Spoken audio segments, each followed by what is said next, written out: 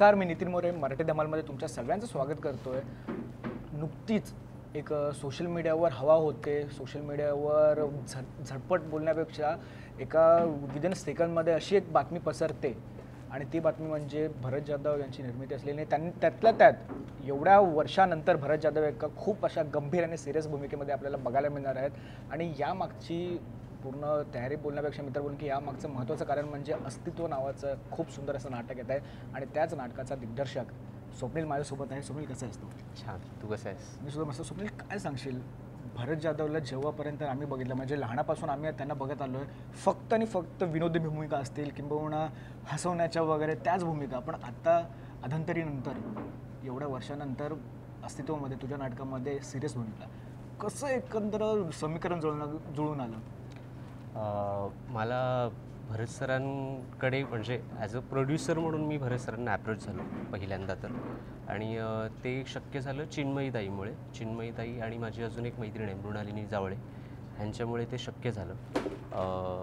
आणि अविनाश नारकर सर, जे आधी भरत जाधव सरांचा रोल करणार होते. हो. तर आधी आम्ही कास्टिंग कन्फर्म केली होती मी स्वतःच. म्हणजे कारण मला एवढं कळलं होतं की सिरियस नाटक आहे म्हटल्यावर काय म्हणतो ना आपण की पटकन निर्माते मिळत नाहीत, आणि मिळाले तरी त्यांना मोठी नावाजलेली नावं असतात. कारण तो अनुभव आला होता मागे जेव्हा निर्माते शोधताना. म्हणून मग मी कास्टिंगच्या मागे लागलो. चिन्मयीताईला नरेशन दिलं, त्यांना आवडलं. अविनाश नारकर सरांना नरेशन दिलं, ते पण एका नाटकाच्या प्रयोगाला भेटले होते वेगळ्या, त्यांना पण आवडलं.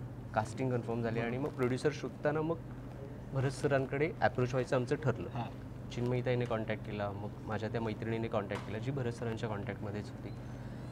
मग भरत सर आणि अविनाश सरांनी पण फोन केला. तर सरांना असं झालं की तिन्ही साईडने एकाच नाटकासाठी मला फोन केला होता. तर म्हटलं ऐकूया.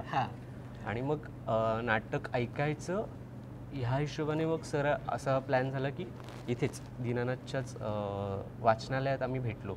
आणि तेव्हा पण भरत सरांसोबत होते विजय केंकरे सर, आणि चिन्मयीताई होती, आणि सुमित राघवन सर होते. तर त्यामुळे मला नाटक फक्त वाचून कन्व्हिन्स भरत सरांना नव्हतं करायचं होतं, तर हे दोघे पण कन्व्हिन्स होणं आवश्यक होतं. थँकफुली नरेशन छान झालं आणि सगळ्यांनाच नाटक आवडलं. भरत सरांना पण आवडलं आणि Bharat sir was ready to produce. म्हणजे ते म्हणाले काही झालं तरी मी हे नाटक प्रोड्यूस करणार. पण त्यांनी त्याच वेळेस त्यांना असं वाटलं की हे म्हणजे हे मी काम करू का, हा रोल मी करू का.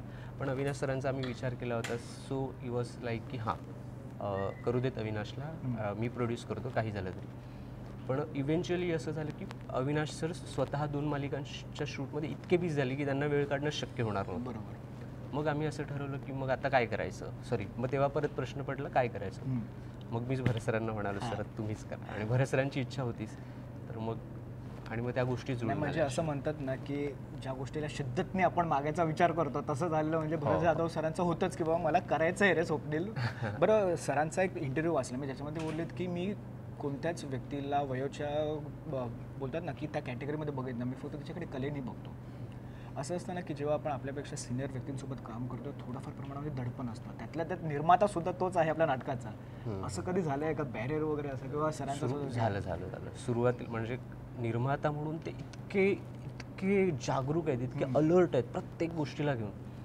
आणि ॲक्टर म्हणून तर ते मार्वलस आहेत. म्हणजे नाटक आल्यानंतर कळेल की ते किती वर्सटाईल ॲक्टर आहेत. म्हणजे नो डाऊट ते लोकांना माहिती. प्रोमोमधून सुद्धा बघतो ना, फक्त थोडाच त्यांचा डायलॉग आहे, पण त्यामधून सुद्धा कळतं की अरे भाई काहीतरी वेगळं आणि भारी असणार आहे तसं. हो, नक्कीच. तर दडपण ह्याचंच होतं, कारण एवढी वर्ष रंगभूमीवर सातत्याने काम करणारा माणूस, इतका यशस्वी रंगभूमीवर, त्या माणसाला आपण डिरेक्ट करणार आणि आपलं पहिलं डिरेक्शन, तर ते दडपण होतंच. आणि ते जाणवत पण होतं. म्हणजे ते दिग्दर्शन करताना सुद्धा नीट ऑब्झर्व करायचे की हा कसा डिरेक्ट करतोय, काय ब्लॉकिंग करतोय, कुठल्या ब्लॉकिंगचा काय अर्थ काढतोय. नो डाऊट अगदी नौखेपणा पण माझ्या दिग्दर्शनात सुरुवातीला होताच. तो त्यांच्या मदतीने पण दूर झाला, चिन्मयीताईच्या मदतीने पण दूर झाला की अच्छा आपण ही ब्लॉकिंग अशी नको करूया स्वप्नील. हे असं झालं की ऑडियन्सला ते ब्लॉक होणार किंवा काय. टेक्निकल ॲस्पेक्ट्सने ब्लॉकिंग सुधारवण्यात त्यांचंसुद्धा तितकंच योगदान झालं त्यांचं. तर त्यामुळे डेफिनेटली ते बर्डन हळूहळू त्यांनीच कमी केलं खरं तर. म्हणजे चिन्मयीताई असोत, भरत जाधव सर असोत, ह्यांनी इतकं माझं ते दडपण कमी केलं, म्हणजे ते नेहमी बोलायचं, तू टेन्शन नको घेऊ, तुला जे वाटते ते कर, तुला जे वाटते ते कर आणि तुला जे वाटते ते बोल. असं बोलायला काही हरकत नाही की असा निर्माता आणि असा कलाकार सहकलाकार मिळणं खरंच खूप असतं. बरं, मला अजून एक गोष्ट विचारायला आवडेल की आम्हाला माहिती आहे की जिकडे चिन्मयताई असेल तिकडे खाण्याची चंगळ असते. तर झालंय का असं सेटवर कधी किंवा वाट बघण्यात आलं किंवा चिन्मयताई कधी येईल, कधी खायला घेऊन येईल, असं झालंय का किंवा चला ताई आली आता सुरुवात करूया असं काही? ते तुला आता पण अनुभवायला मिळेल. आता चिन्मयीताईने साबुदाण्याची खिचडी आणली आणि क्या बात आहे, क्या बात आहे. बऱ्याच सुरुवात झालेली आहे. रिहर्सल होण्याआधी जो पोट पूजा असते ती चिन्मयताईच्या हातातूनच होतं, असं बोलायला काही हरकत नाही. खूप छान. जसं स्वप्नीलने सांगितलं की आम्ही सुरुवातीला भेटलेलो, तो फोटो आय थिंक सो तुझ्या सोशल मीडियावर पण आहे आणि सुमित सरांनीच तो घेतला, असं बोलायला काही हरकत नाही. कारण का मला तेच विचारायला आवडेल की पुन्हा तेच की ज्या कलाकारांसोबत आपण काम करत असतो त्यांनी ऑलरेडी खूप नाटकं गाजवलेली असतात, मालिका गाजवलेल्या असतात.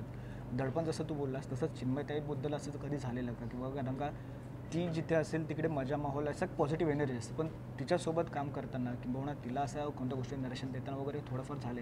ऑब्व्हियसली झाले. म्हणजे त्यांना पण माहिती आहे की मी सखाराम बाइंडरचा चाहता आहे, म्हणजे त्यांच्या कामाचा.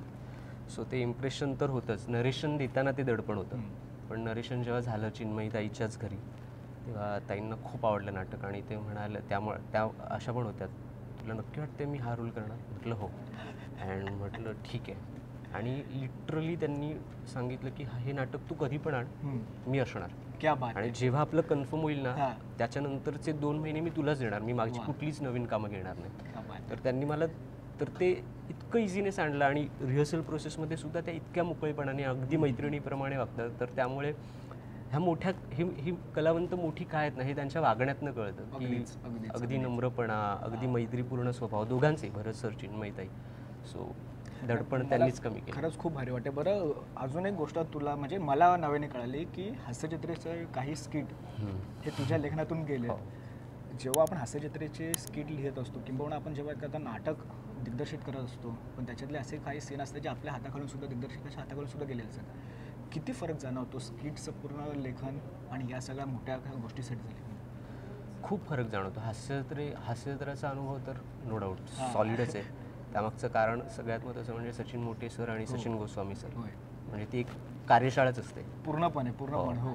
तर तो अनुभव तर छान होताच. म्हणजे आता नाटकासंदर्भात बोलायचं म्हणून मी त्याविषयी फार बोलणार नाही, पण इथे जेव्हा मी ॲज अ डिरेक्टर म्हणून काम करू लागलो तेव्हा मला लक्षात आलं की व्यावसायिक नाटक डिरेक्ट करणं हा एक वेगळा टास्क आहे. म्हणजे आपण एकांकिका डिरेक्ट करतो किंवा कुठलंही प्रायोगिक नाटक डिरेक्ट करतो, तिकडे आपल्याला जे हवं ते आपल्याला करता येतं.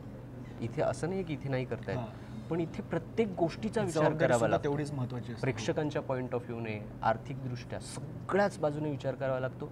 कारण लोक 500 रुपयाचं तिकीट काढून तुमचं नाटक बघायला येणार.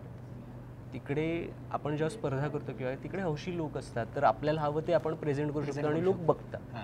पण जे व्यावसायिकच्या पॉईंट ऑफ व्ह्यूने पैसे असतात, गुंतवणूक असते, लोकांचे पैसे इन्व्हॉल्व्ह असतात, तर तुम्हाला सगळ्या ॲस्पेक्ट्सने विचार करत करत ते नाटक कुठेही तुमची क्रिएटिव्हिटी न मारता किंवा तुम्हाला जे म्हणायचं आहे ते न कॉम्प्रोमाइज करता तो सगळा टास्क सांभाळावा लागतो. तर ह्या दृष्टिकोनातनं नो डाऊट दिग्दर्शन करणं टास्क आहे आणि मला असं वाटतं खूप जबाबदारीचं काम आहे व्यावसायिक. क्या बात आहे. म्हणजे खरंच खूप भारी वाटते मला. तुर्तास आपण वेळेच्या अभावी इकडे थोडं थांबूया. परत जाता प्रेक्षकांना काय सांगशील की जसं दरवेळेला नवनवीन गोष्टी येतात राहतात, नवनवीन नाटकं येतात राहतात, मी असं नाही विचारणार की या नाटकामधून नवीन काय बघायला मिळेल, असं विचारेन तुला की वेगळा पैलू कोणता बघायला मिळेल अस्तित्वामधून वेगळा पैलू किंवा प्रेक्षकांनी हे नाटक का पाहावं? तर मला असं खूप मनापासून वाटतं प्रेक्षकांनी हे नाटक फक्त यासाठी पाहायला यावं कारण तुमच्या जगण्यातलीच गोष्ट तुम्हाला एका नव्या पर्स्पेक्टिव्हने मिळेल. कारण सामान्य माणसाचं जगणे जेव्हा प्रेक्षक येईल, प्रत्येक ऑडियन्समधला प्रत्येक माणूस त्याचं जगणं रिलेट करेल असंच एक नाटक आहे. अगदी असं काहीच नसणार आहे की अरे हे माझ्यासोबत कधी झालं नाही. प्रत्येक जण रिलेट करेल, पण फक्त रिलेट नाही करणार तर रिलेट करण्यापलीकडे नाटकाच्या शेवटी तो एक वेगळा पर्स्पेक्टिव्ह घेऊन जाईल. एक असा पर्स्पेक्टिव्ह जो त्याच्या जगण्याला कुठेतरी एक दिशा देणारा असेल किंवा विचार करायला भाग पाडणारा असेल. तर डेफिनेटली तुम्ही या. तुम्हाला भरत जाधव सर वेगळ्या भूमिकेत दिसतील, चिन्मयीताई बऱ्याच वर्षांनी खूप छान भूमिकेत दिसेल आणि आमची नवीन टीमसुद्धा आहे कलाकारांची. सलोनी सुर्वे, हार्दिक जाधव ही नवीन फळी तुम्हाला दिसेल. तर आणि Jayraj Nair sir, no doubt त्यांचा एक वेगळा अपिअरन्स तुम्हाला बघायला मिळेल. पण गोष्ट, सगळ्यात महत्त्वाची गोष्ट, ही गोष्ट तुम्हाला खूप काही देऊन जाईल, हे मी डेफिनेटली तुम्हाला सांगू शकतो. तर त्यामुळे तुम्ही नक्कीच वर्थ आहे नाटक. येत्या 4 नोव्हेंबरला वाटतं याचा पहिला 3 नोव्हेंबर, 4 नोव्हेंबर आणि 5 नोव्हेंबर असे शुभारंभाचे प्रयोग आहेत. 3 नोव्हेंबरला बोरिवली प्रबोधनकार, 4 नोव्हेंबरला विलेपार्ले, 5 नोव्हेंबरला शिवाजी मंदिर आणि गडकरी. नाही, खरंच खूप भारी वाटतंय.